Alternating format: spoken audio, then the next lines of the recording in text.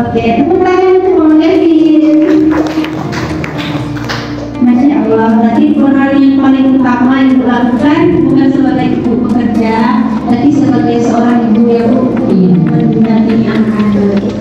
Dulu saya bekerja, Ya, tahun 2015 saya desain karena inklusif. Jadi dari 2015 sampai 2020 itu saya tidak ada di kantor. Jadi setahun saya di Pontianak, sisanya saya di sana. Jadi karena COVID kami pulang sini. Kalau nggak COVID saya nggak di sini. berarti itu salah satu hikmah COVID ya Bu. Biasanya harus berhenti kerja. Oh iya, sebelumnya Bapak Ibu Kevin didiagnosa ASD atau biasa disebut autisme ya, dan hampir 3 tahun ini didiagnosa epilepsi. Mungkin ada yang bertanya apa hubungan autisme dan epilepsi. Nanti Bapak Ibu bisa lihat di Google ya. Kalau di sini saya jelaskan terlalu panjang, tapi memang ada hubungannya. Karena anak autis itu punya bawaan epilepsi. Kami sebenarnya lemah soal itu, karena sebelumnya kami sudah menunjukkan tanda-tanda, tapi kami lemah. Jadi pas November 2022 itu mulai serangan pertama serangan. Jadi sampai sekarang kami masih rutin ke neurologi, masih rutin minum obat. Terima kasih Ibu. Selanjutnya kita sama-sama menonton video ya.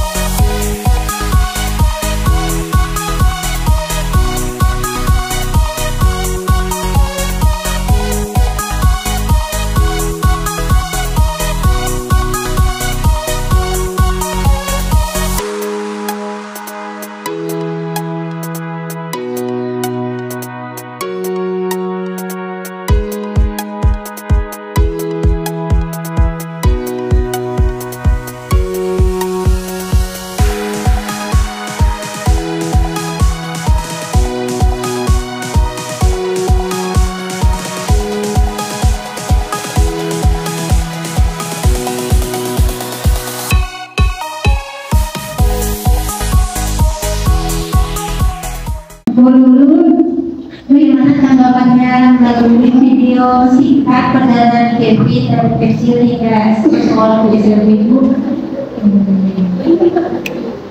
Berat ya, pasti berat ya Bapak Ibu. Cuma kalau itu kayaknya nggak salah ya. Tapi pasti perjalanan itu ada seperti keseluruhan yang terus kalau dijalaninya kayak setengah-setengah tuh berat. kayak gini lah. Itu banyak yang saya korbankan dari adanya Kevin Mokosologi dan saya bilang yang harusnya ada eksklusif saya modal. Saya berdua Kevin aja, terus kita menyeberang pulau bulan kedua. Saya yang dulu cuma ibu rumahan, jadi akhirnya saya memberanikan diri untuk menyeberang berbekal info dan HP.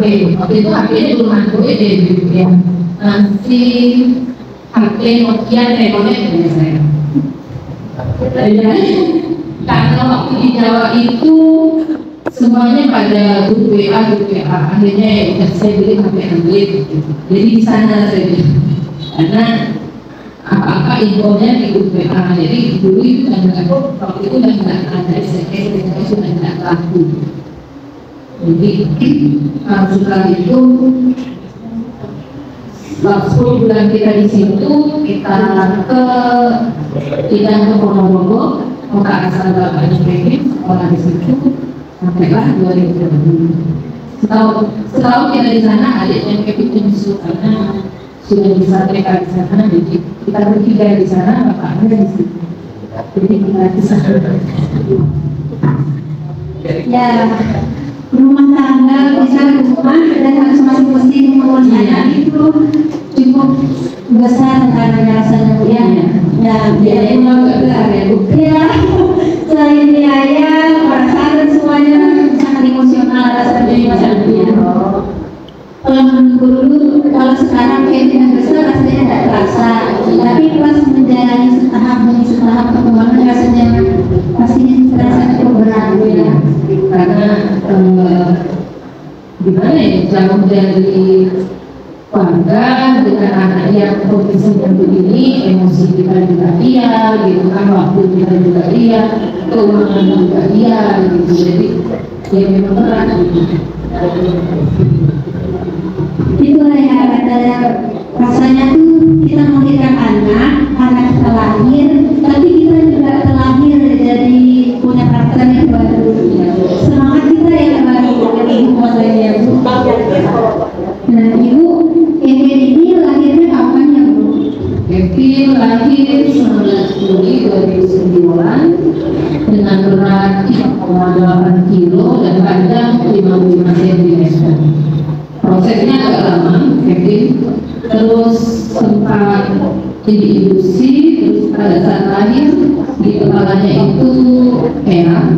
Waktu itu dari dokternya menyarankan jangan digendong dulu waktu itu.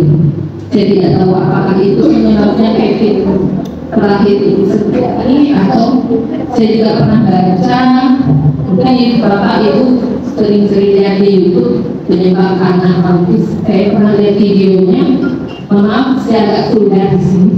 Jadi pada saat anak lahir kan melalui jalan lahir itu kan, pada saat ibu hamil kan biasanya maaf kebutuhan ya, itu kan bakteri ya.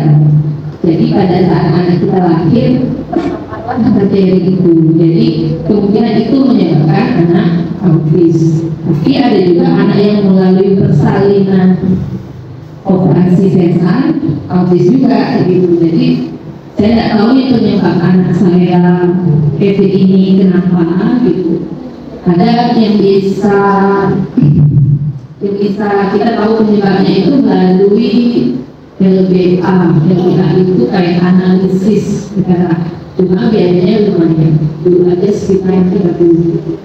Nah, di daerah Jawa itu bisa diketahui anak kita kenapa bisa begini, terus darahnya ada apa gitu, bisa diketahui di situ. Biasanya anak kalau khusus Kevin ya, lubang berat bukan lubang itu ya Pak, tapi di darahnya itu ada lubang berat, ada mengandung merkuri atau apa, bisa dilihat dari tes itu. Cuma saya mikirnya lebih baik saya perbaiki Kevinnya sekarang daripada saya mencari masa lalunya penyebabnya gitu. Karena kan untuk mengetahui penyebabnya butuh biaya juga, dan lebih baik saya biayanya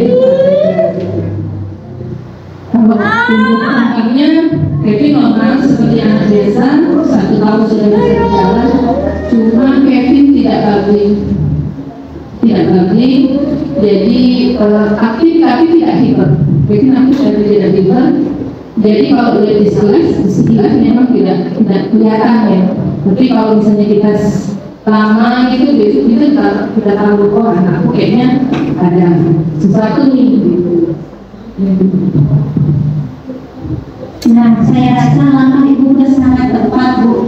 Daripada kita mencari tahu sebabnya dan berlarut-larut lalu menyalahkan diri sendiri, lebih baik kita melakukan secara bersama rencana kedepannya ya Bu ya. Ya selanjutnya Bu, selama masa pengasuhan Kevin ini siapa saja Bu yang ikut terlibat selain Bapak dan Ibu? Karena Bapak kan juga bekerja.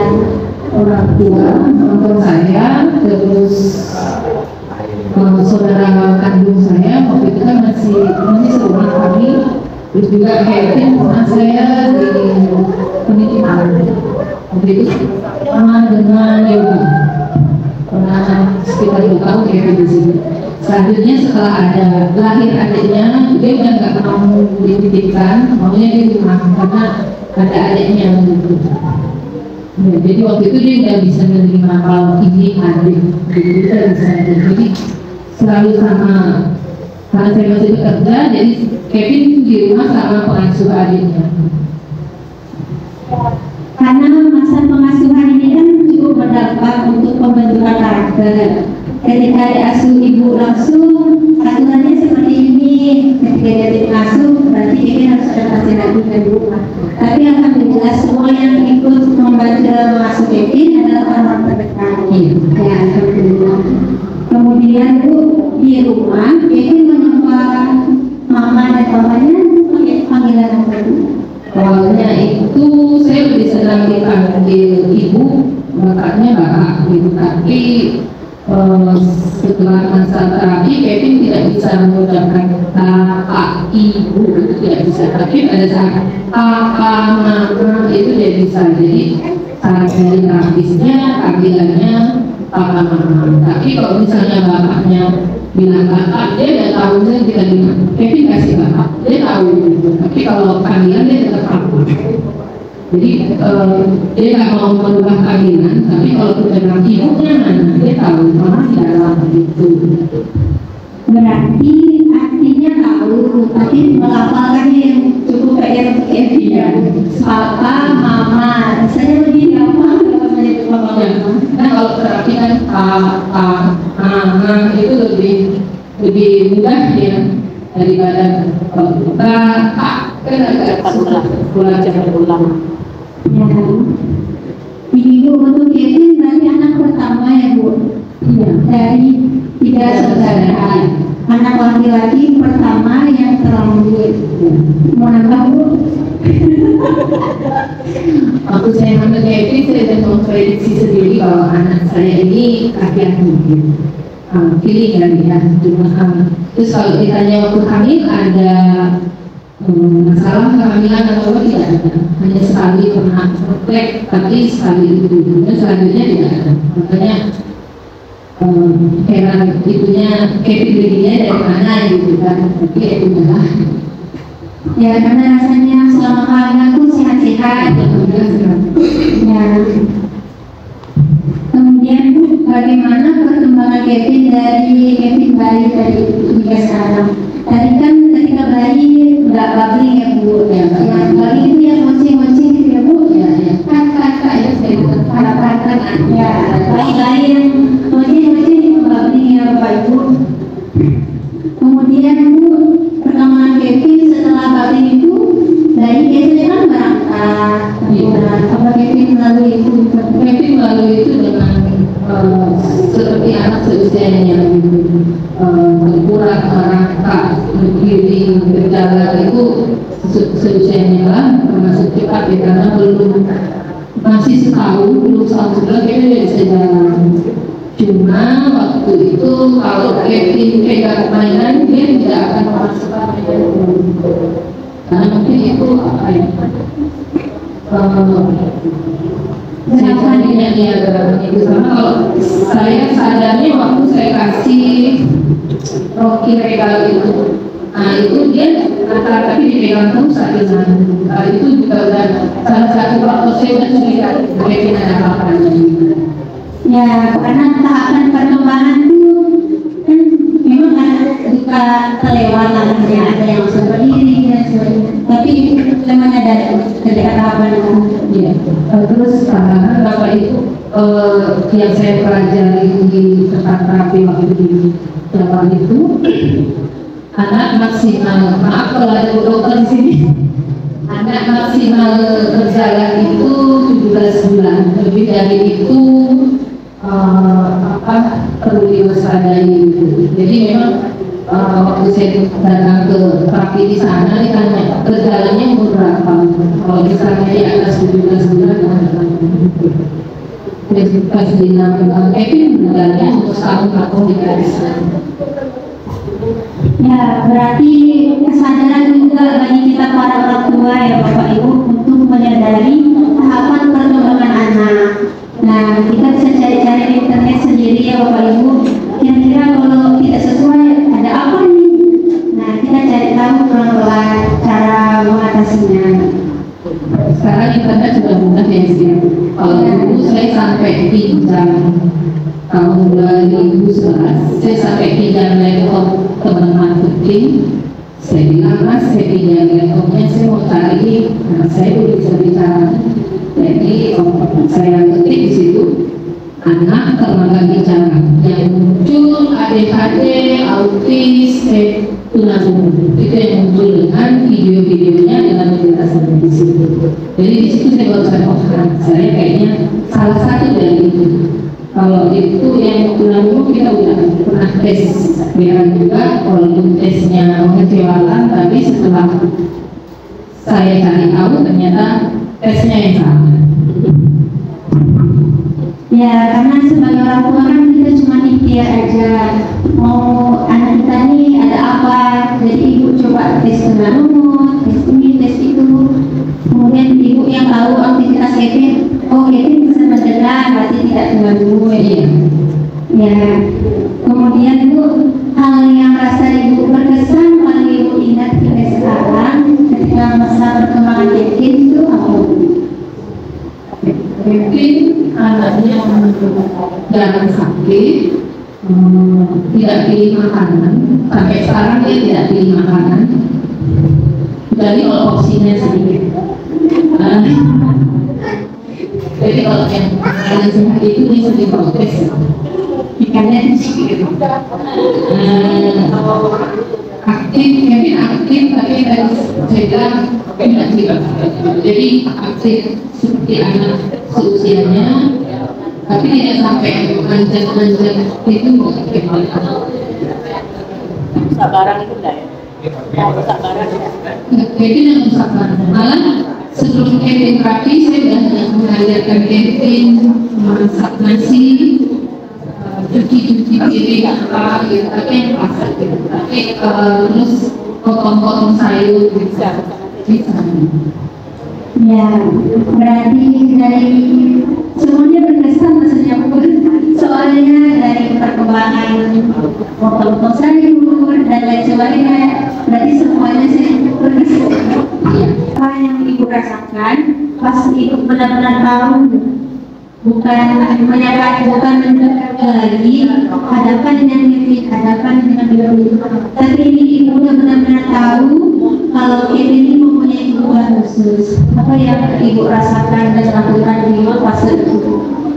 Saya curiga ya, Kevin begitu itu pada saat usianya setahun, karena ada teman yang sama-sama usia Kevin, anaknya sudah bisa nih ini lalu lancar, saya bilang terima kasih, Kevinnya kok masih yang gitu kan. Sudah demikian itu, terus sebelum bawa ke pengkhianat, saya ketemu beberapa, bukan satu orang, terus beliau bilang Kevin ini tumbuh tapi tidak berkembang. Di situ namanya curiga. Terus sedikit ya, terus saya kompromi yang belakangnya ini gimana? Hanya kita bawalah kompromi. Awalnya masih mencari-cari nih di sana. Bagi waktu itu media sosial besar sekali ya di Bapak Ibu. Jadi masih makan-makan itu informasi. Jadi terus anak seperti Kevin kayaknya waktu itu masih beberapa. Jadi saya tuh mau mencari info sih masih susah sekali. Berarti ketika awal-awalnya tamu sedih udah pasti ya Bu, tapi sedihnya apakah berlangsung lama? Saya tidak tahu Bu. langsung cepat cari solusi. Iya. Nah, itu yang kami harapkan.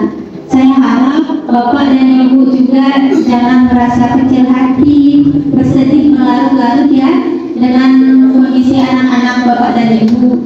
Saya harap kita sama-sama semangat gitu.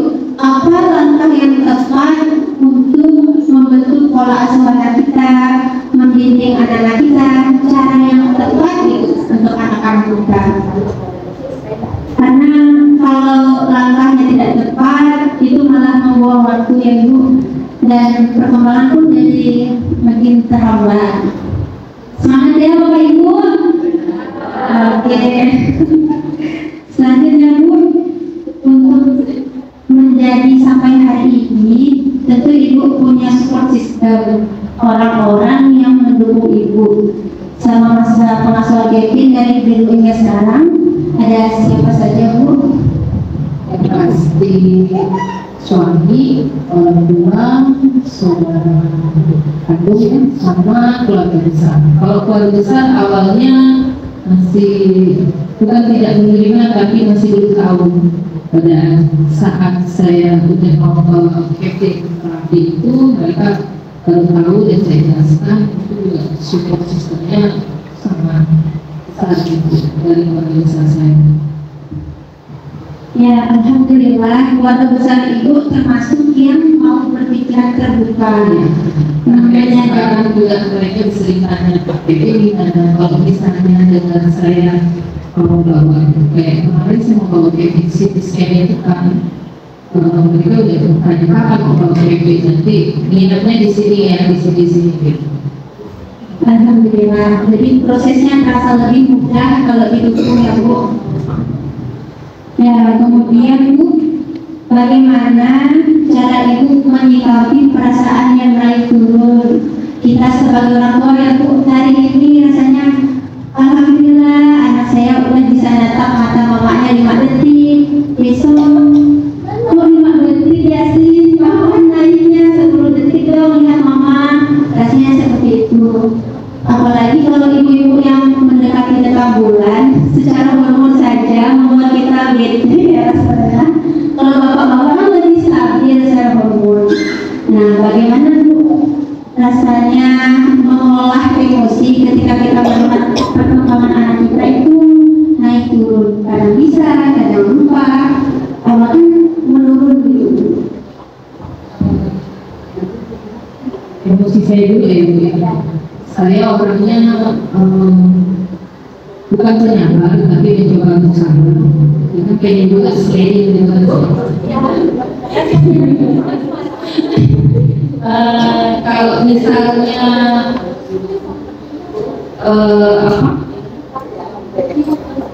fasenya belum ya kan kita coba lagi gitu. Saya termasuk keras dengan Kevin. Mungkin Bapak Ibu belum pernah mencoba mendudukkan anaknya 1 jam tanpa bergerak. Saya melakukan itu berbulan-bulan dulu. Kevin pipis di situ, di situ, muntah itu saya biarkan. Jadi 1 jam pertama saya emosi, dia juga emosi. Besoknya kita ulangi lagi, dia setengah jam sebelumnya dia udah mulai reda emosinya, saya juga udah tenang. Dan hari-hari berikutnya dia tenang. Jadi salah satu cara anak hiperaktif dia begitu, dudukkan di kursi tanpa sandaran selama 1 jam. Kalau Bapak Ibu tidak tega, tidak berhasil. Tegalah seperti saya. Nah, terus jangan tunjukkan wajah gimana ya, wajah datar. Tunjukkan wajah datar ke anak, tidak senyum, tidak juga marah. Itu saya belajarnya sebulan. Yang kalau kita senyum itu anak ini menganggap kita ini lemah, jadi nurut sama dia. Tapi kalau wajah kita datar tapi tidak marah, dia lama-lama nurut gitu. Itu yang saya pelajari. Ya, lebih ke ekspresi wajah gitu ya Bu. Iya. Nah, berarti Bapak Ibu coba dilatihan dulu sebentar. Nah, udah senyum semua. Memang susah wajah muka datar ke anak ya Bu. Iya, apalagi kalau dia membuat sesuatu hal yang lucu, Ya kalau mau senyum ya udah balik aja gitu. Ya. Hilangkan malu. Ya, kalau kita nanti senyum depan dia, oh mama aku lemah nih, gitu. Kita makin bencak-bencak gitu, kayak kita duduk, gitu kan, duduk, dia. Ya, kadang kita orang tua melihat anak kita berkembang hal kecil saja bisa makan sendiri, rasanya itu mata berkaca-kaca. Ya Allah, anakku udah bisa makan, rasanya mau senang sekali. Tapi kita harus biasa saja. Aku gitu. Tadi kita lihat ya Bu praktiknya. Ya, ada masalah. Masih di rumah di kaca masing-masing ya, latihan buka datar. Baik Ibu, itu kan cara Ibu melewati fase ketika Kevin perkembangan atau setelah Ibu. Sekarang bagaimana Ibu menunjukkan ekspresi ketika Kevin mengalami peningkatan perkembangan? Senang ya pasti itu ya. Mungkin saya nggak sampai cinta-cinta. Senang pasti terus ternyata tidak sia-sia nih gitu. Seperti waktu Kevin terapi itu sudah bisa menyebutkan angka ya, walaupun tidak pas, misalnya seperti R itu kan susah ya, RS itu kan susah. Kalau tidak pas tadi sih gitu kan, ini apa itu udah sekali untuk setahun pertama terapi dia belum bisa membaca. Kevin mulai bisa membaca waktu terapi di Jawa itu 1 bulan itu udah paling sulit sama ikut 1 ikut jadi ikut 2 dia tidak mau karena pusing karena kan nyambung kan, jadi dia tidak mau. Berarti Ibu mengekspresikan rasa bahagia berupa rasa syukur ya Bu. Iya. Ya. Mungkin di malam hari mengingat perkembangan Kevin, menjadi stabil bersyukur rasa hati yang lapang. Ya, alhamdulillah. Saya rasa Bapak Ibu juga sama ya. Setiap perkembangan kecil, tapi rasa syukur Bapak dan Ibu pasti lebih besar. Benar Bapak Ibu. Nah, alhamdulillah. Kemudian Ibu sebagai orang tua membesarkan anak itu rasanya kan PR seumur hidup kita ya Bu. Nah, kemanapun kita pergi ingatnya anak-anak. Nah, apa Ibu punya kekhawatiran selama membesarkan Kevin Bu? Khawatirnya pada saat dia tidak ada di pengawasan kita, misalnya ya contoh kecil pada saat saya tinggalkan di sini kan Kevin sendirian di rumah, walaupun di sebelah rumah ada tantenya, itu ya tetap di sepanjang jalan ya berdoa lah, alhamdulillah Kevin gitu kan, tapi karena ada tantenya juga ya jadi agak tenang gitu.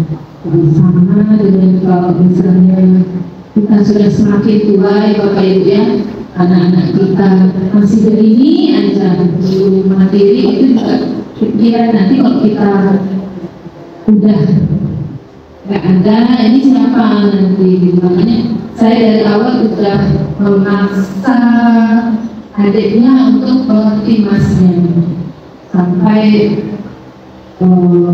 maaf itu kadang masnya ganti baju adiknya menangis.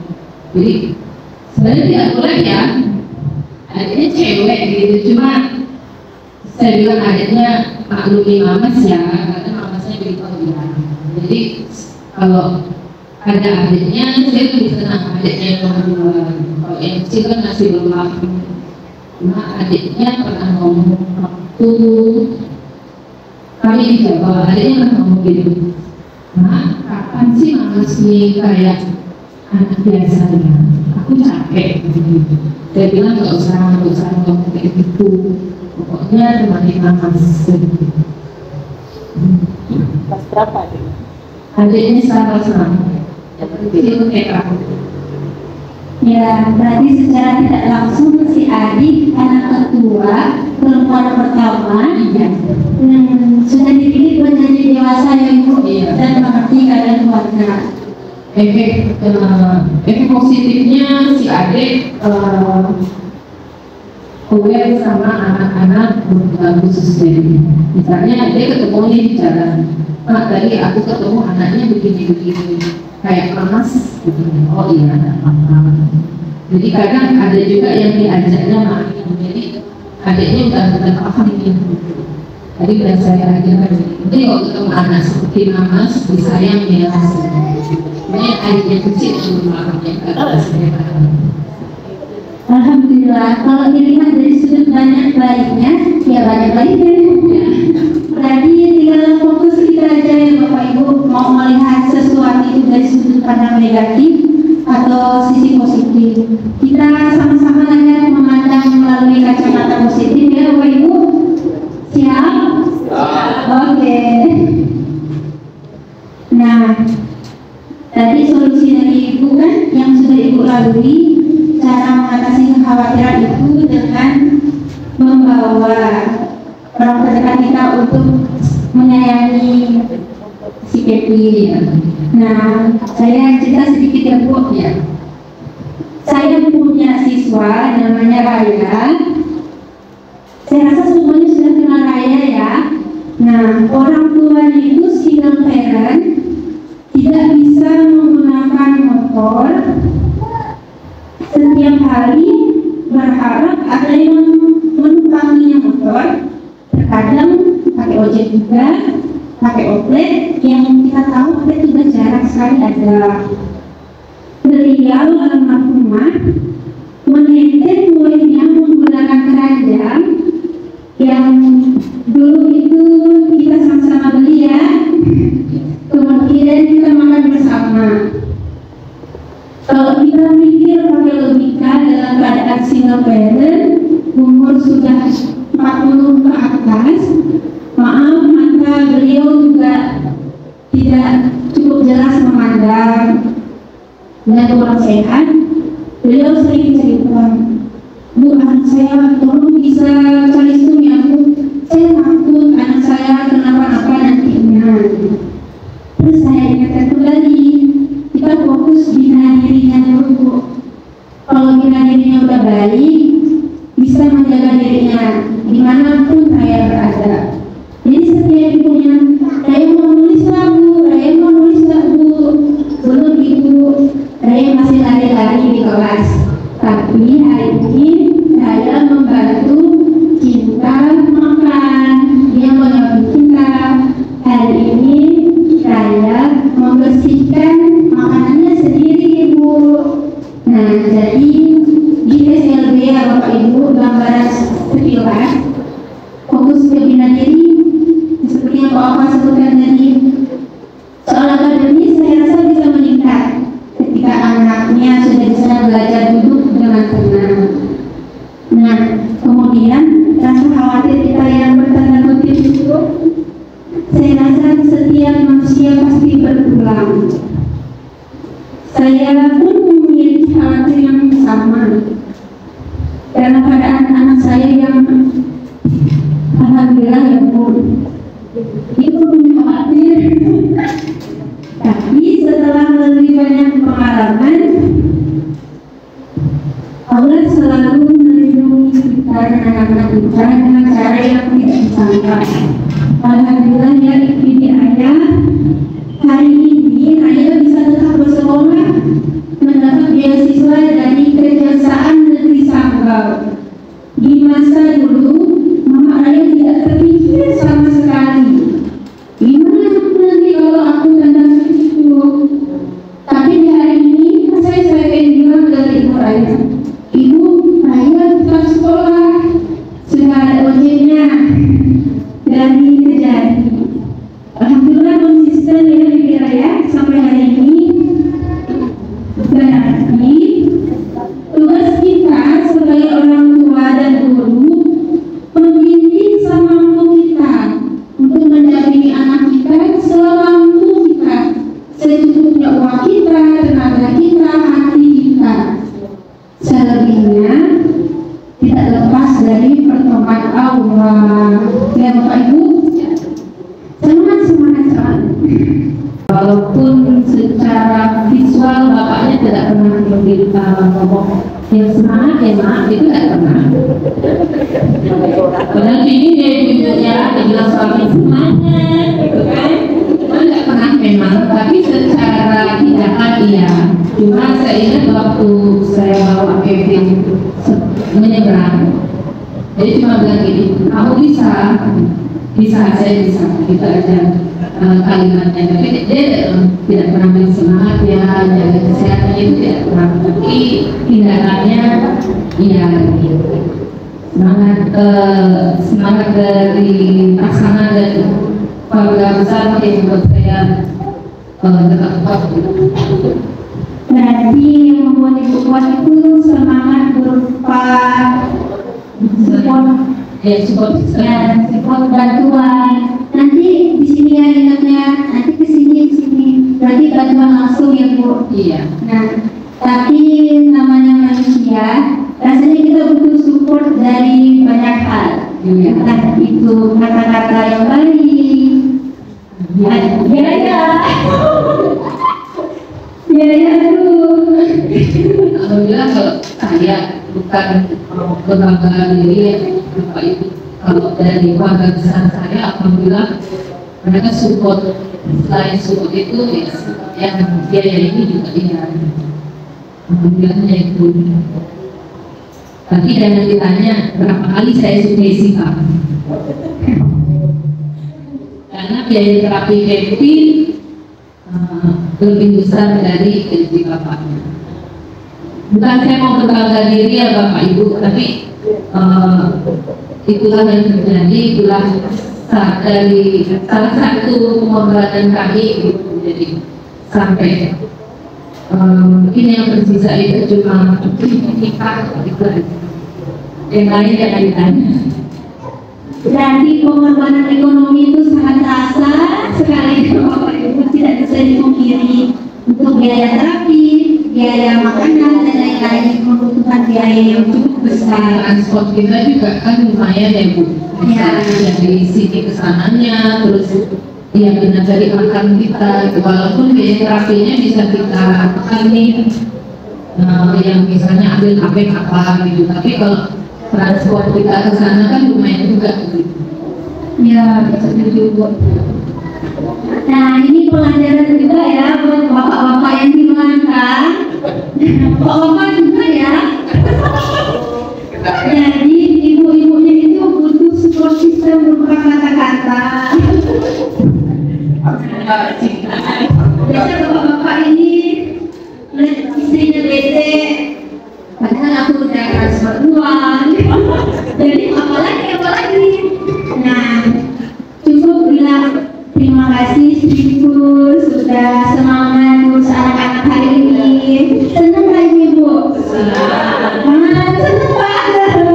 Terima kasih istriku sudah masak berkali-kali untuk anak-anak dan suami hari ini. Senang gak Ibu? Nah, senang. Oke. Selanjutnya, bagaimana proses perjalanan Ibu menyekolahkan Kevin? Tadi kan sempat di Jawa, terus transisi pindah ke SMP di Sanggawi. Bagaimana prosesnya? Kevin mulai kami bawa terapi itu tahun 2015 November 2015. Walaupun kita terapi itu pernah dikasih tahu sama adminnya, Ibu ini udah kapan? Padahal waktu itu umur Kevin masih 6 tahun. Saya bilang tolong terima dulu, nanti kalau sebulan Kevinnya tidak bisa, saya tunggu. Alhamdulillah Kevin bisa. Jadi di tempat terapi itu kan, jadi itu SLB gitu. Jadi di atasnya tempat terapi, di bawahnya sekolah. Jadi pagi saya titipkan ke TK, jam 10 Kevin dijemput terapisnya ke terapi sampai jam 11, terus pulang jam 3 kita terapi lagi. Itu setiap hari dan di 3 tempat. Waktu itu saya sampai ke 3 tempat. Jadi maksudnya biar progresnya Kevin itu cepat gitu. Terus 2016 akhir saya pulang ke Sanggau. 3 bulan kemudian saya ke Malang di sana selama 10 bulan, tapi 10 bulannya tidak full, ada saya sakau, ada libur lebaran saya tempat pertemuan. Alhamdulillah yang di Malang malah progresnya lebih cepat daripada yang di kota, karena standar terapinya yang di Malang beda sama yang di Sanggau. Mungkin Bapak Ibu bisa nanti lihat di TikTok, di Google, di YouTube, Anton Metode itu tempat bioterapi. Di situ ekstrim terapinya, tapi cepat. Di situ yang saya pelajari Kevin yang duduk di kursi. Jadi kalau yang orang tua tidak pegang mungkin tidak akan datang lagi ke situ. Tapi kalau sudah progres itu cepat. Di situ malah orang dewasa yang atau orang satu berkarat itu di sana bisa nampak airnya. Jadi ada yang mau daftar polisi, mau kursus bahasa Inggris, tapi dia airnya susah, di sana bisa terapi cadel itu bisa sembuh. Ya, di situ juga Kevin bisa, walaupun masih kurang pas, tapi bisa menyebutkan RS Kevin bisa. Waktu di hotelnya itu tidak bisa. Ya, itu perjalanan terapi saya Bu ya. Sekarang masih terapi Bu? Enggak lagi. 2018 Kevin sekolah di sana, di sekolah inklusi di Ponorogo. Sekolah inklusi itu sekolah umum yang menerima anak-anak berkebutuhan khusus selama sampai tahun 2022 ya Bu ya. Kita masih daring karena COVID, terus 2022 memutuskan untuk pindah ke sini karena Kevin waktu itu semakin bentrok, jadi saya tidak bisa tinggal, akhirnya kita pindah ke sini. Waktu itu disarankan sama kepala sekolah di sana, jadi Kevin SMP-nya pindah di sana karena di situ satu yayasan sampai STKIB-nya di situ. Jadi nanti Kevinnya SMP pindah sini gitu. Cuma seiring berjalannya waktu, kayaknya saya udah capek harus pisah-pisah lagi. Walaupun sekarang saya udah di sana, karena kan judul awalnya kami mau pindah ke sana. Jadi saya bilang bapaknya, saya udah males saya begitu mau kita bisa, saya di sini aja kita pilih lagi.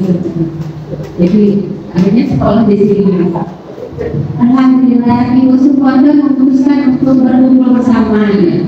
Saya rasa keputusan Ibu berkumpul bersama itu sudah baik Bu, sehingga Kevin pun merasa tidak cuma sama Ibu saja, bersama adik-adik.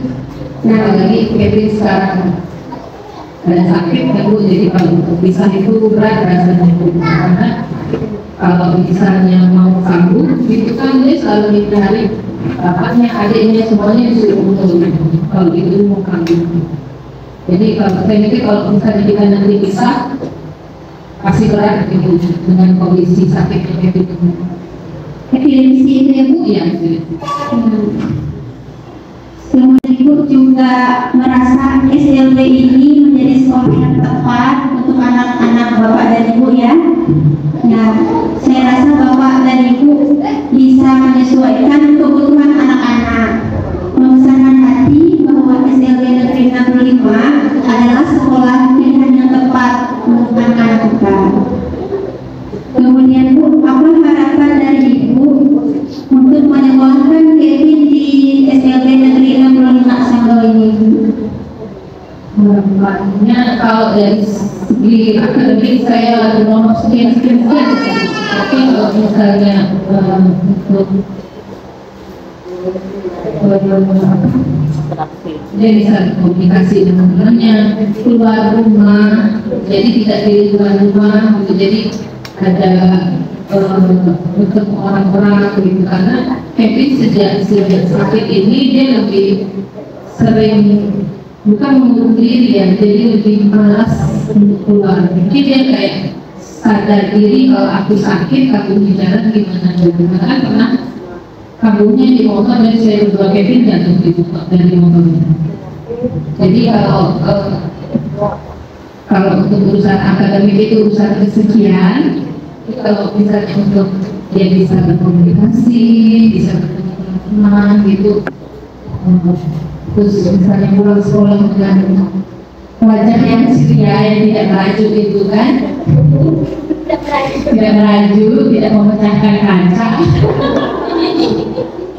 itu udah senang sekali. Saya tanya Kevin senang gitu. Alhamdulillah, saya rasa sinkron ya dengan sambutan yang Pak tadi. Kalau akademis itu kesekian, balik lagi kita fokus bina diri anak-anak dulu ya Bapak Ibu. Tapi karena kita sekolah, akademis tetap kami kasih di dalam kelas, mengenal angka, huruf, warna, dan mata pelajaran lainnya. Tapi ketika anak-anak, saya tidak mau Ibu belajar angka, saya mau lari-lari, mau main. Nah, sambil bermain itulah diselipkan akademisnya. Jadi seperti itu gambaran di kelas ya Bapak Ibu. Kemudian Bu, apakah ada merasa terganggu atau merasa lebih dekat hubungan ibu dan keluarga inti sama suami, adik-adik dan Kevin ketika Kevin ini memiliki kebutuhan khusus? Awalnya keluarga inti kasih tahu ya kondisi Kevin. Kalau keluarga besar waktu itu belum paham, karena waktu itu pernah waktu usia Kevin tahun lebih sampai ada yang bilang dulu nggak bisa ngomong itu. Tapi saya tidak ambil hati karena saya pikir mereka tidak tahu. Tapi kalau misalnya keluarga ini kan kalau udah sehari-hari ya jadi udah tahu kondisi Kevin gitu. Juga adik-adiknya harus dituntut nih memahami kondisi psikisnya gitu. Jadi kalau itu alhamdulillah keluarga inti dan keluarga besar dengan Kevin ini baik hubungannya. Nah, seperti saya katakan tadi, banyak sering tanya kabarnya Kevin dan kadang-kadang kabar saya. Tapi mamanya sebenarnya juga butuh ditanya kan Bu? Karena ibunya yang mengurus makanan, pakaian, keuangan, ya kan? Nah, kemudian Bu, bagaimana cara ibu membantu Kevin ketika fase tantrum? Tantrum itu fase emosi yang bergejolak. Sedang kita harus mulai emosi kita juga. Kita ada yang tantrum juga ya gitu ya. Tapi yang tantrum juga. Ya Bu. Kalau Kevin, kalau saya tahu penyebab tantrumnya itu masih bisa cepat kita atasi. Tapi kalau misalnya dia tantrum pada saat kita tidak tahu nih, misalnya kita lagi di dalam, dia lagi main, tiba-tiba tantrumnya kita tidak tahu. Dia juga tidak bisa menjelaskan mana apa yang membuat dia tantrum. Biasanya saya peluk, kalau enggak saya ajak ke kamar, saya ajak lari. Nah, mungkin kalau dan diajak gitu dia lebih tenang, karena kalau dulu sih sambil nangis biasanya dia, tapi ya leleh berdarah air mata gitu.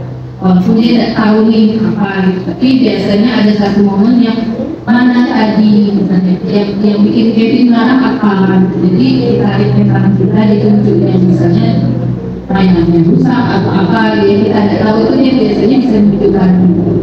Kalau misalnya tantrum yang kita tahu penyebabnya, misalnya kita adiknya itu udah langsung kita kasih pengertian ke adiknya, walaupun adiknya kan capek selalu malah dengan mama sih, tapi sering saya kasih pengertian lah kalau mama sih kondisinya begini. Alhamdulillah Ibu, berarti cara kita mengolah emosi untuk menghadapi tantrum, kita harus tahu dulu apa nih penyebab anak kita tantrum. Ketika itu benar, kita bisa membantu memberi pengertian kepada ibu. Tapi ketika itu hubungan dengan manusia sosial, kita coba memberi pengertian kepada lingkungan sosialnya. Kalau si abang ini punya hubungan khusus, saya Bu ya. Ya, tapi bisa dipicu dari makanan ya, nanti bapak ibu bisa lihat di itu ya, nanti ditampilkan di anak kenapa tantrum dan tantrum bisa dipicu dari makanan. Dan kemudian ibu, kita kan makhluk sosial, kita tidak di rumah saja dengan anak kita. Kalau di rumah, ruang ibu kecil sudah tahu nih cara berinteraksi dengan ibu seperti apa. Tapi bagaimana cara ibu ketika ibu berada di lingkungan sosial yang luas, misalnya lagi pergi undangan bawa Kevin, lagi kemanapun bawa Kevin, dan ada beberapa pandangan mata yang buat ini kenapa liatin saya dan anak saya, itu bagaimana cara ibu mengolahnya bu? Kalau di sini beda ya, waktu saya bawa Kevin kemarin ke Pontianak itu orang kayaknya biasa saja lihat Kevin, sampai ada yang bilang sabar ya gitu kan. Terus ada lagi ngomong penggunaan saya juga kayak gini, tanpa saya harus menjelaskan anak saya ini seperti apa. Tapi kalau di sini ngomong masih yang dengan kata-kata yang kadang rasanya ingin kacau makanya gitu kan. Jadi biasanya saya kalau lingkungan yang biasa yang tahu kondisi Kevin, ya udah saya cuek aja. Tapi kalau misalnya pergi ke keramaian, walaupun dia udah sebesar itu tetap saya pegang gitu. Tapi kalau misalnya ada bapaknya, bisa nih dia sama bapaknya dulu, nanti saya sama adiknya. Tapi kalau cuma berdua, misal saya ajak ke tempat yang dia belum pernah dan orang-orang ini tidak tahu kondisi Kevin, saya biasanya jelaskan anak saya ini begini ya, nanti maklum kalau dia tiba-tiba membuat gerakan atau suara yang aneh, oh iya, biasanya seperti itu saya jelaskan dulu. Berarti cara ibu ketika berada di lingkungan sosial yang lebih luas, kita melindungi diri dan anak kita dulu ya bu. Tidak nanti kita membuat orang-orang paham kondisinya, supaya kita amankan dulu nih anak kita gitu. Kalau membuat orang paham tuh kayaknya susah gitu. Ya susah, lagian lebih baik kita menghemat energi dengan melindungi diri kita dan anak kita saja. Saya rasa sama ya caranya dengan bapak ibu di sini ya, daripada kita menjelaskan panjang lebar kepada lingkungan sosial yang luas, lebih baik kita mengumpulkan energi untuk diri kita meregulasi emosi dan melindungi anak kita. Sepakat ya bapak ibu? Oke. Nah, sesi pertanyaan terakhir bu, apa pesan dari ibu untuk orang tua atau wali yang telah hadir pada hari ini? Banyak-banyak sabar dan selama itu yang pertama. Terus kalau anaknya masih baru, maksudnya masih usia tidak seperti Kevin, mungkin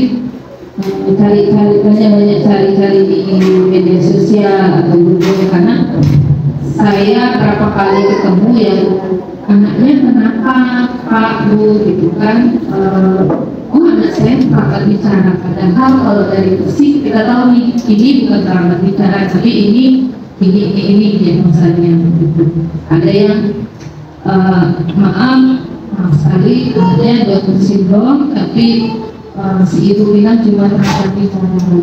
Jadi Bapak Ibu banyak-banyak cari informasi tentang anaknya, terus kenapa anaknya kadang tiba-tiba aktif, tiba-tiba tantrum, bisa cari di Google gitu, itu ada.